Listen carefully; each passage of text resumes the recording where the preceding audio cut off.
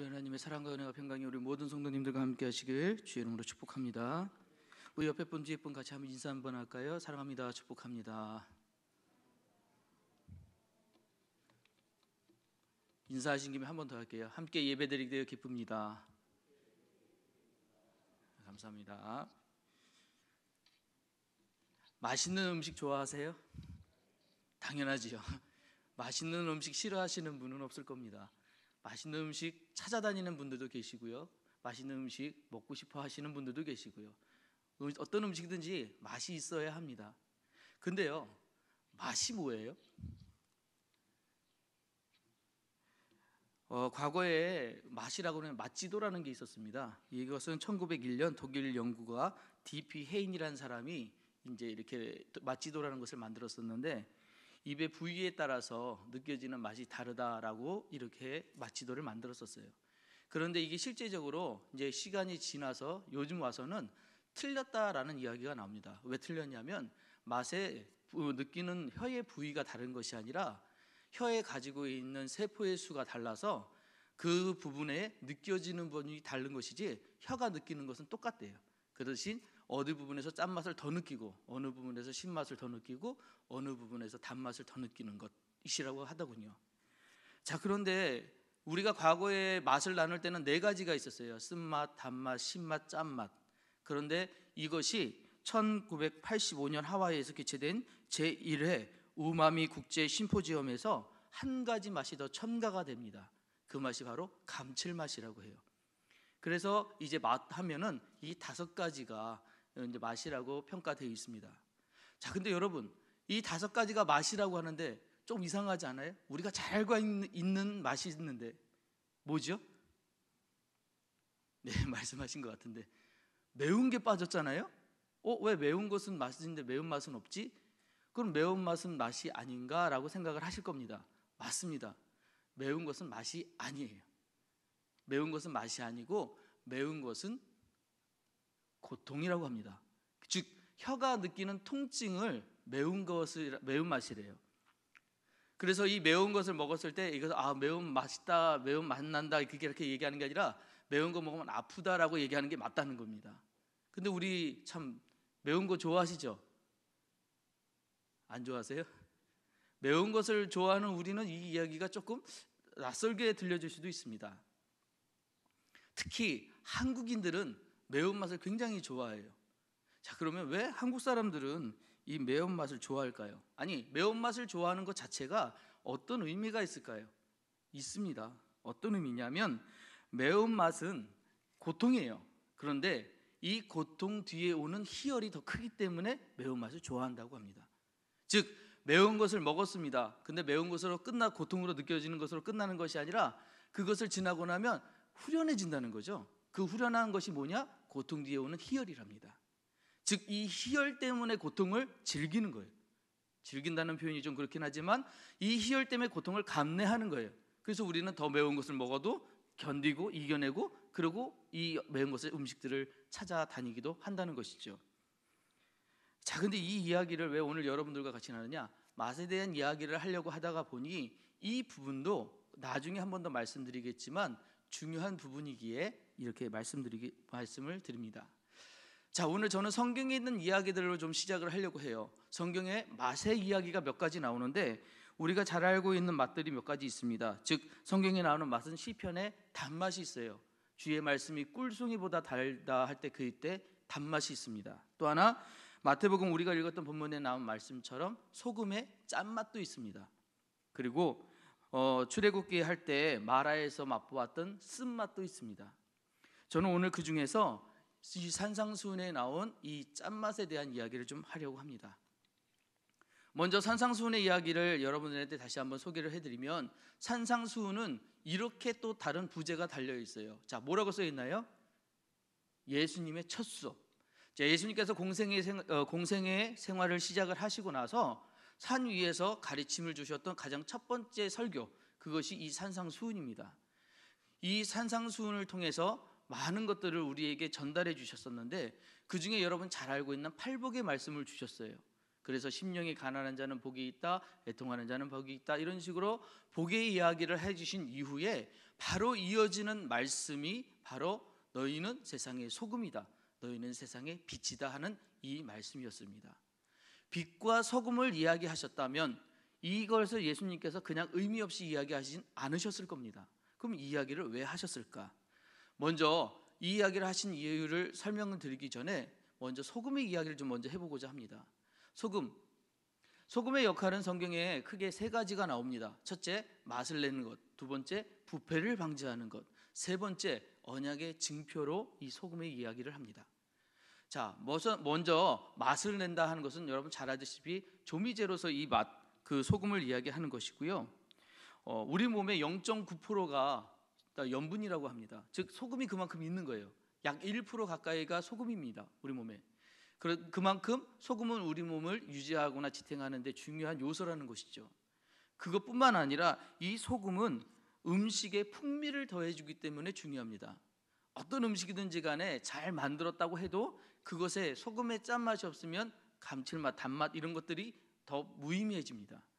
설탕이 아무리 좋다고 해도 설탕만 많은 음식은 먹기 어려워요. 분명히 짠맛은 이 소금이 필요합니다. 그만큼 이 소금은 뭐라고 할까요? 음식에 풍미를 더해주는데 중요한 역할을 합니다. 또 하나 이 소금은 방부제의 역할을 합니다. 중동의 건조한 기후에는 냉장고 없이 음식을 보관하기가 어려웠었습니다. 그러기에 이 음식을 오랫동안 보존하기 위해서는 음식을 당연히 염분 처리하는 것, 이렇게 해서 염장을 하는 것이 중요했었습니다. 그래서 이 소금은 이 염장을 할 때 사용되었었는데 이것은 부패 방지를 위해 사용했던 것이죠. 세 번째, 이 소금. 자, 이 부분은 조금 중요한 부분입니다. 이 소금은 언약에 사용이 되었습니다. 민수기 18장 19절 말씀, 이스라엘 자손이 여호와께 거제로 드리는 모든 성물은 내가 영구한 몫의 음식으로 너와 내 자녀에게 주노니 이는 여호와 앞에 너와 내 후손에게 영원한 소금 언약이니라. 여기에 소금의 이야기를 하는데 뭐라고 이야기하냐? 영원한 소금 언약이라는 말을 합니다. 자, 이 영원한 소금 언약이라는 것이 무슨 얘기냐? 자, 영원한 언약, 결코 파기할 수 없는 언약이라는 뜻이에요. 즉 하나님과 또한 어떤 계약하는 자와 A와 B의 사이에 이 언약은 변하지 않는다, 이건 바뀌어서는 안 된다라는 의미로 소금을 사용했다는 것입니다. 자, 그럼 왜 이 소금을 사용했느냐? 그건 소금이 가지고 있는 성질 때문인데 이 소금이 가지고 있는 불변성, 소금이 가지고 있는 또 지속성을 의미하는 것이죠. 그래서 그것을 통해서 이 계약은 영원한 불변한 언약이고 이 계약은 절대로 바뀌어서는 안 된다는 것을 의미하기에 소금을 사용했다는 것입니다. 동일한 복음, 마가복음 9장 50절의 동일 본문인데요, 여기에서는 이 소금에 대해서 이렇게 이야기합니다. 소금은 좋은 것이로되 만일 소금이 그 맛을 잃으면 무엇으로 이를 짜게 하리요? 너희 속에 소금을 두고 서로 화목하라 하시니라. 여기에 말씀을 보면 너희 속에 소금을 두고 서로 화목하라. 소금을 두고 화목하라는 이유가 뭐냐? 소금처럼 변하지 말아라, 소금처럼 바뀌지 않는다, 너희들의 화목은 이렇게 지속되어야 된다라는 의미로 소금을 두고 언약을 맺었다는 것이죠. 소금은 이런 역할들을 했습니다. 이렇게 소금은 중요한 것이었죠. 자, 근데 오늘 본문에 보면 이 소금이 짠맛을 잃으면이라는 이야기를 하셨습니다. 소금인데 이 짠맛을 잃으면, 자, 소금이 짠맛을 잃는다는 것이 무슨 의미일까요? 그것은 소금인데 소금의 역할을 못한다면 이란 뜻이죠. 나는 분명히 소금이야, 소금이기에 짠맛을 나야 돼. 그런데 그 역할을 감당하지 못한다면, 그것을 해내지 못한다면 어떻게 되느냐? 자, 너희는 세상의 소금이니 소금이 만일 그 맛을 잃으면 무엇으로 짜게 하리요? 후에는 아무 쓸데없어 다만 밖에 버려져 사람에게 밟힐 뿐이니라 라고 이야기하셨습니다. 소금인데 그 역할, 그 짠맛을 잃게 되면 밖에 버려져. 그런데 그냥 버려지는 것이 아니죠.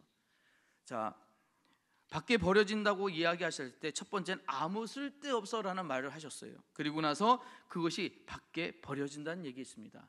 아무 쓸데없다, 소금인데 쓸데없다, 그러면 소금으로서의 역할은 끝난 것입니다.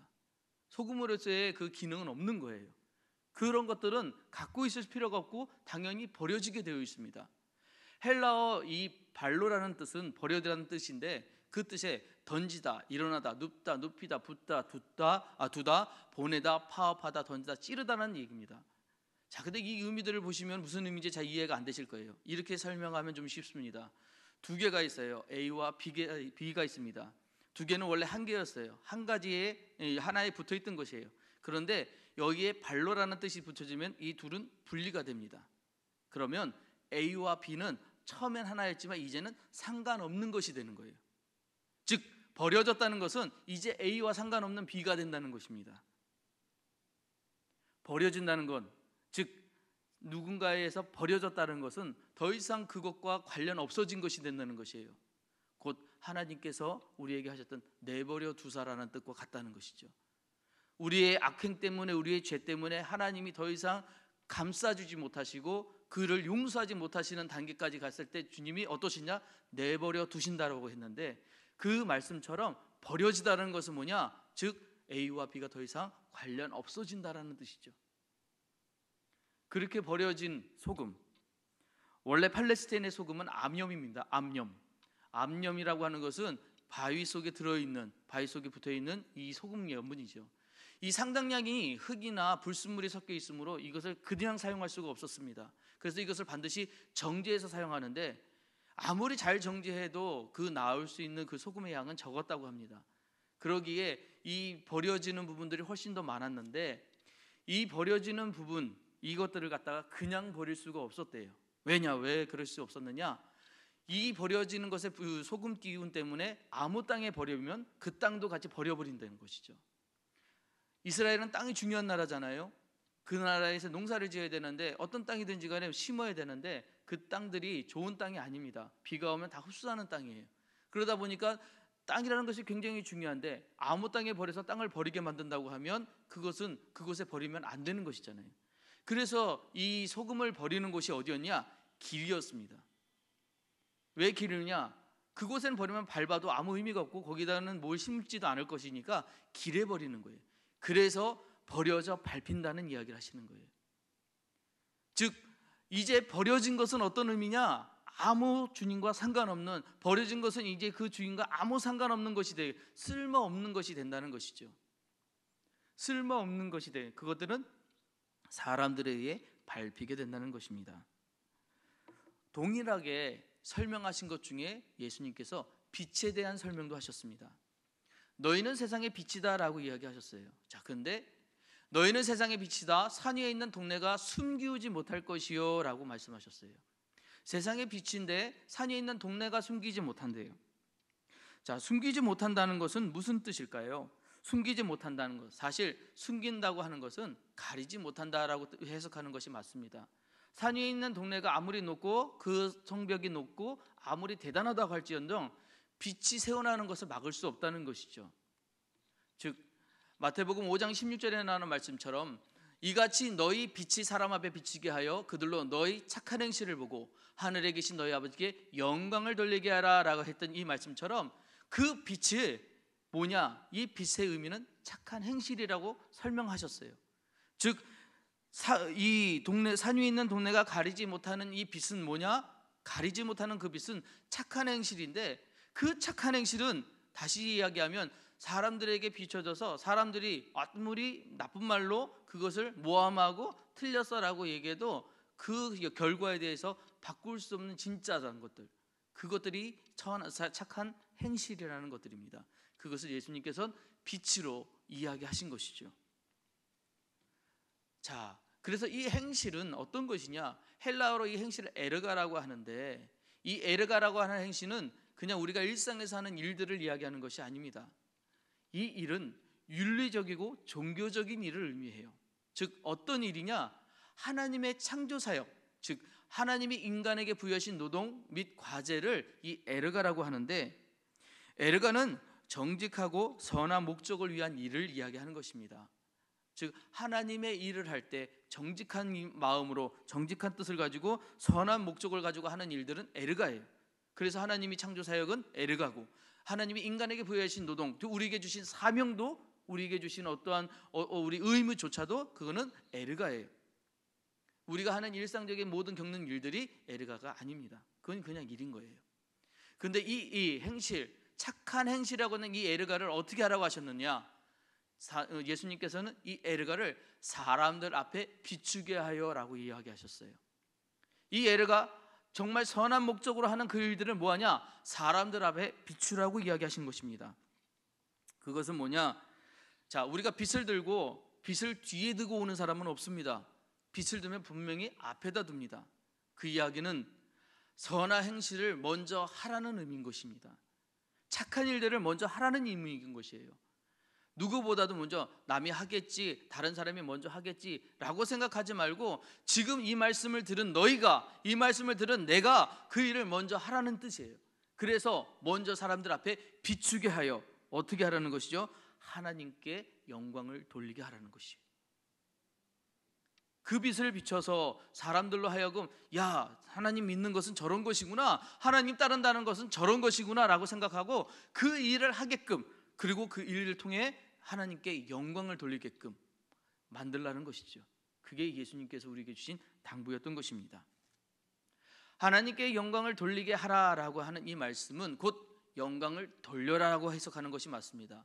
돌리게 하라라고 하다니까 만약에 수동태처럼 다른 사람들이 누군가에게 시켜야 되는 일처럼 보이는데 사실은 그렇지 않습니다. 이것은 나에게 주는, 우리에게 주시는 강한 명령으로서 영광을 돌려라. 너의 삶을 통해, 네가 가지고 있는 생각을 통해, 너희가 하고 있는 일들을 통해 모든 사람들이 보고 하나님 앞에 이것이 정말 주의 일이다 라고 느낄 수 있도록 하나님께 영광을 돌려라 라고 하는 말씀인 것이죠. 그 말씀을 우리에게 지금 예수님께서 명령하고 계신 것입니다.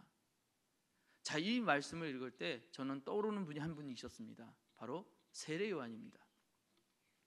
세례 요한은 당시에 많은 인기를 누리고 있던 사람입니다. 그래서 이분한테 가서 세례를 받고 싶어서 많은 사람들이 찾아갔었지요.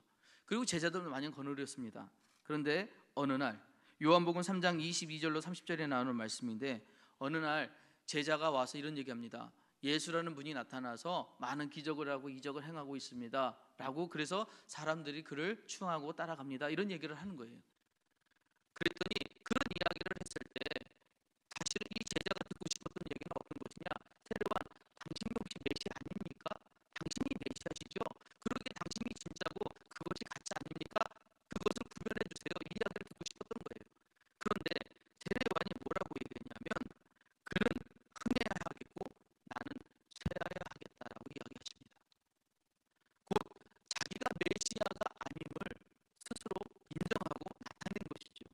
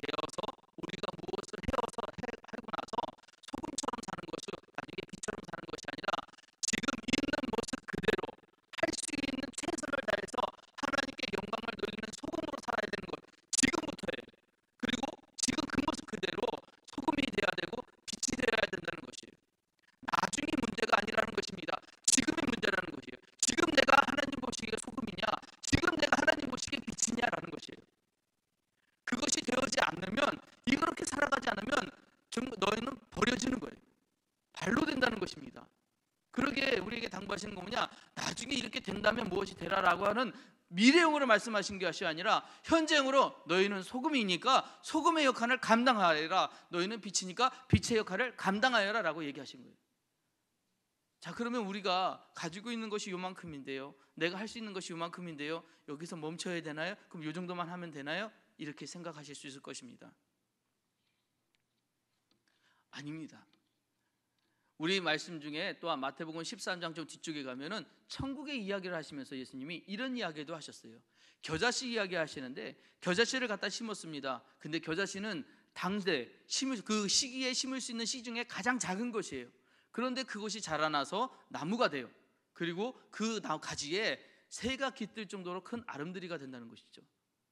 그리고 나서 또 뭔 얘기 하셨냐? 한 여인이 서말, 가루 서말에 퍼내는 누룩 같다고 얘기하셨어요. 자, 이 두 가지의 차이는 무엇일까요? 작은 것이었지만 그 영향력이 커지는 것, 작은 것이었지만 그 영향력이 전부를 영향을 끼치는 것. 즉 우리가 가지고 있는 소금의 역할이 지금은 작은 것이지만 그 영향력이 커져야 되는 것이고 그 영향력이 전부여야 된다는 것이에요. 결국 이 영향력들이 점점 성장해가고 커져가는 것, 그것이 우리가 가져야 되는 것. 성도로서의 맛, 곧 성도로서의 맛은 성도로서의 영향력이라는 것이죠. 성도는 머물러 있는 사람이 아니라 성도는 그 맛을 자꾸 내려고 노력하고 그를 통해서 그 영향력이 점점 넓어져서 많은 사람들로 하여금 하나님께 영광을 돌릴 수 있게끔 할 수 있게 만드는 사람이 바로 성도라는 것이죠. 그 영향력을 우리는 가져야 된다는 것, 그 이야기를 예수님께서 하셨다는 것이죠. 결단이라는 얘기가 있습니다. 결단의 뜻은 결정할 결자에 끈을 단자입니다. 결정할 그 다음에 끈을 단. 이것은 무엇을 끊을 것인지 결정하고 실천하는 것이에요. 우리 신앙생활에 무엇을 할 것인지, 무엇을 하지 말 것인지 이것을 결정해서 결단하는 것, 이것이 왜 중요하느냐? 그것이 내가 가지고 있는 맛을 내는 것이고 그것이 내가 가지고 있는 영향력을 결정하는 것이기에 굉장히 중요합니다. 그렇다면 우리 믿는 자로서 신앙으로서 가져가야 될 우리의 결단은 무엇이 되어야 될까? 우리는 어떠한 결단을 가져야 될까? 마시멜로우 테스트라고 있습니다. 스탠퍼드 대학의 웰턴 미셸 교수와 그의 연구팀들이 했던 연구입니다. 이 이야기를 아마 많이 들어보셨을 거예요. 이 이야기가 왜 중요하냐면 이 이야기는 지연된 만족에 대한 연구예요.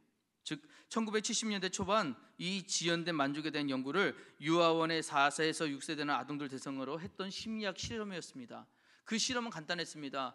이제 한 접시 위에 마시멜로 하나를 올려놓고 아이에게 보여주면서 너 내가 15분 동안 나갔다 올 텐데 나갔다 올 동안 요거를 건드리지 않고 잘 참고 있으면 한 개를 더 줄게 라고 하는 것이었습니다. 그럼 이 아이가 나가고 나서 어떠한 반응을 보이는지를 보는 것이었는데 일부의 아이들은 나가자마자 그것을 참지 못하고 바로 먹었고 일부의 아이들은 갔다 올 때까지 기다렸다가 한 개를 더 받았고 일부의 아이들은 조금 참다가 견디다가 결국은 참지 못하고 먹어버렸다는 것이죠. 자, 근데 이 실험이 중요한 것은 뭐냐면 이거에 끝나지 않고 약 20년이 흐른 1988년 그 다음에 1990년에 이었던 두 가지 후속 연구에 대한 것들의 결과가 달랐기 때문입니다. 이 실험들이 참가했던 아동들이 어떠했느냐? 참았던 친구들, 그것을 참았던 친구들과 참지 못했던 친구들로 확연히 구분이 되었는데 이 참았던 친구들, 유혹을 오래 참았던 아이들은 학업 성취도가 높았습니다. 뿐만 아니라 이 아이들은 좌절과 스트레스를 견디는 힘도 강했다는 것이죠. 결국 마시멜로 하나를 안 먹으려고 참았던 그 힘이, 그 자제력이 어떻게 됐느냐? 나중에는 그 아이들로 하여금 무언가 성취하고자 할 때 견뎌야 되는구나, 이겨야 되는구나 하는 것을 학습시켰다는 것이죠. 그래서 마시멜로 테스트 결과 삶의 중요한 성공 요소가 선천적으로 최소한 매우 어린 나이에 형성된다라는 이 결과가 나왔어요. 이건 뭐냐? 우리가 결단한다고 했을 때 결단이 어느 순간에 확 되는 것이 아니라는 것이죠. 날마다 내가 참아내고 견뎌내는 어떠한 훈련을 통해 쌓아가고 넘쳐나고 그것들이 익숙해져서 그걸로 하여금 그 결과가 결단으로 이어질 수 있다는 것. 결국 우리가 신앙의 훈련도 어떻게 되느냐, 처음부터 하나님 온전하게 따를 수 없다면 우리가 있는 그 위치에서, 우리가 있는 그 자리에서 소금의 역할을 하며 빛의 역할을 하며 조금씩 어떻게 변해나가는 거예요. 어떻게 나중에 그리스도의 장성한 분량만큼 자라나기까지. 우리는 지금 사순절 기간을 지내고 있습니다. 사순절 어떤 기간보다도 굉장히 중요한 기간입니다. 왜냐하면 이 기간에 우리는 인내해야 하기 때문입니다.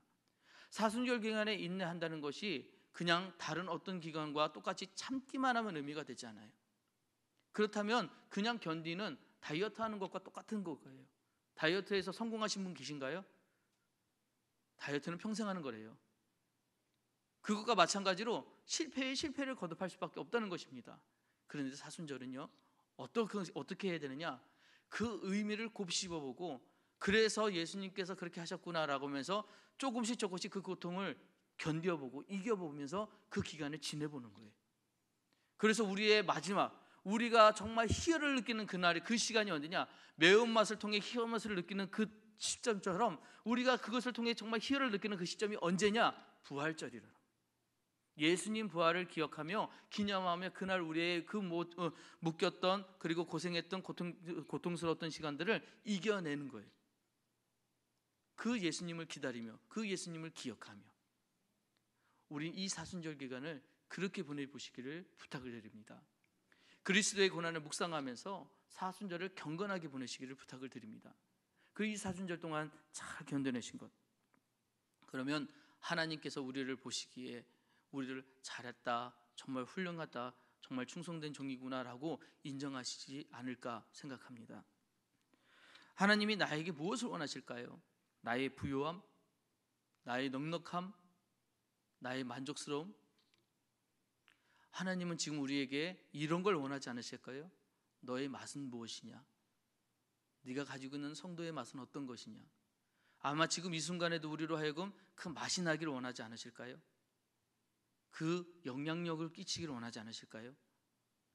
우리 이 사순절 기간 동안 정말 성도로서의 맛이 나고, 또한 그 영향력이 우리뿐만 아니라 이 교회를 넘어 이 지역을 바꾸고, 또한 우리를 아는 모든 이들을 바꿀 수 있는 영향력이 될 수 있도록 여러분들 이 기간 동안에 주님을 더 사랑하시고 주님을 더 닮아가시는 귀한 성도님 되시기를 주 이름으로 축복합니다. 기도하시겠습니다.